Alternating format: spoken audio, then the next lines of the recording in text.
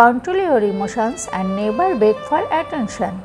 তোমার আবেগ নিয়ন্ত্রণ করো এবং ভালোবাসা ও যত্নের জন্য কখনো ভিক্ষা চেও না। Hello friends, glad to have you back on my channel Bithi's world, presenting Farhana Haider Khan Bithi. আজ আমি তোমাদের সাথে শেয়ার করব তোমাদের আবেগ নিয়ন্ত্রণ নিয়ে। যদি কেউ তোমার সাথে কথা বলতে না চায় তাহলে তাকে জোর করবে না, কারণ জোরপূর্বক সম্পর্ক বেশি দিন স্থায়ী হয় না। তাহলে কেন সাময়িক সুখের জন্য তোমার আত্মাকে ছিন্নভিন্ন করবে? তোমার মানসিক সুস্থতার জন্য নিজেকে ভালোবাসো এবং নিজের ইমোশনকে কন্ট্রোল করো। নিঃসন্দেহে তুমি একজন ভালো মানুষ। You are just trying to prove it to the wrong people. তুমি জাস্ট এটা ভুল প্রমাণ করার চেষ্টা করেছো। সঠিক একজন মানুষ যে তোমাকে কোনো কিছুর জন্য ভিক্ষা করতে দেবে না। মানুষ যাদের ভালোবাসে তাদের অবহেলা করে না।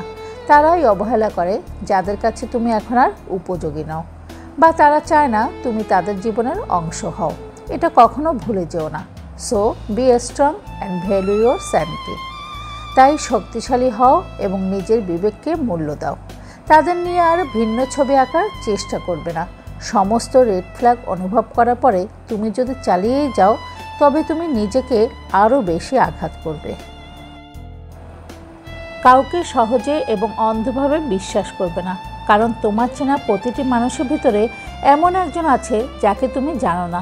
সেই একজনই তোমার জীবনকে অভিশপ্ত জীবনে পরিণত করে দিতে পারে, তোমার দাগহীন জীবনে মেখে দিতে পারে মিথ্যা কলঙ্কের বোঝা। তাই বিশ্বাস যদি করতেই হয় একমাত্র নিজেকে বিশ্বাস করো আর উপরওয়ালার উপরে ভরসা রাখো।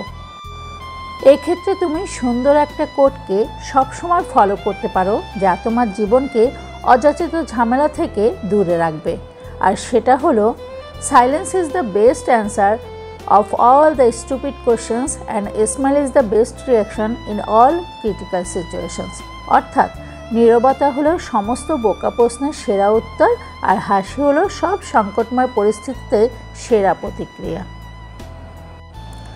যখন তোমার সুন্দর একটা মন থাকে, যখন তোমার একটা হৃদয় থাকে, সেই হৃদয় দিয়ে তুমি অনেক বেশি মানুষকে সাহায্য করো, তাদেরকে খুব বেশি বিশ্বাস করো, তুমি অনেক বেশি তাদের যত্ন নাও, অনেক বেশি তাদেরকে ভালোবাসো এবং সবসময় তোমার মনে হতে থাকে তুমি অন্যের দ্বারা অনেক বেশি আঘাত পাও। তোমার কাইন্ডনেস, তোমার দয়া লোকদেরকে তোমার কাছে টানে, কিন্তু এটা তোমাকে তখন দুর্বল করে তোলে। তুমি বিনিময়ে কিছু আশা না করে মানুষকে দিয়ে যাও, তাদের সম্পর্কে আশাবাদী, কিন্তু অন্যরা যখন ফেরত না দেয় তখন এটা আঘাত করতে পারে।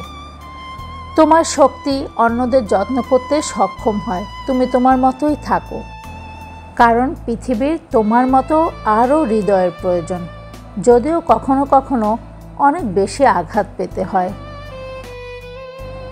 জীবনটা আসলে খুবই ছোট। নেতিবাচকতাকে কাট আউট করো, সমালোচনা বা গসিপ করা ভুলে যাও। যারা এটা পরোয়া করে না তাদেরকে বিদায় জানাও, আর যারা তোমার পাশে সব সময় আছে তাদের সাথে সময় কাটাও।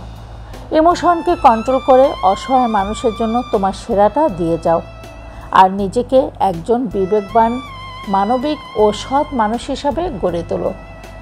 তাহলেই জীবনের মানে খুঁজে পাবে, জীবনের সার্থকতা খুঁজে পাবে।